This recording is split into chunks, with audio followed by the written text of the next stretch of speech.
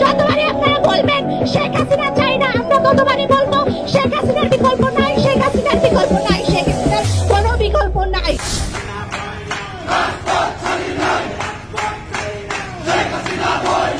আপনার কি মনে হয় শেখ হাসিনা ফিরবেন? আগে হ্যাপি ওয়ার আগামী 14 নভেম্বর দেশে ফিরছেন প্রধানমন্ত্রী শেখ হাসিনা।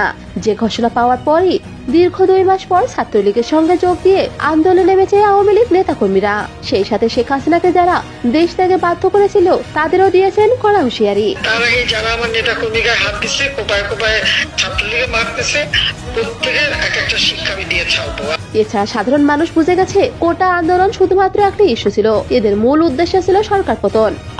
ইন্নুস আছে না, ইন্নুস এডি করাইছে ছাত্ররা আন্দোলন নাই দিয়া আন্দোলন ছাত্ররা করে, ছাত্ররা হায় করতেছে, মাথা হাতাইতেছে।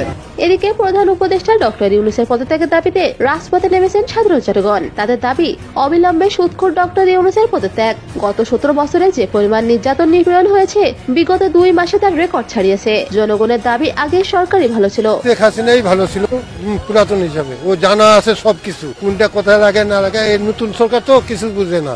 এত কিছুর মধ্যে বিশেষজ্ঞরা বলছেন শেখ হাসিনা ফিরবেন, আর তিনি আগের থেকে ভয়ঙ্কর রূপে ফিরবেন। শেখ হাসিনা ফিরে আসবে বা ঢুকে যাবে, আবার কোনো কিছু করবে, এই কথা শুনলে আমাদের ভয় লাগে। তো ভিউয়ার, আপনার কি মনে হয় শেখ হাসিনা দেশে ফিরবেন? অবশ্যই জানান কমেন্ট বক্সে।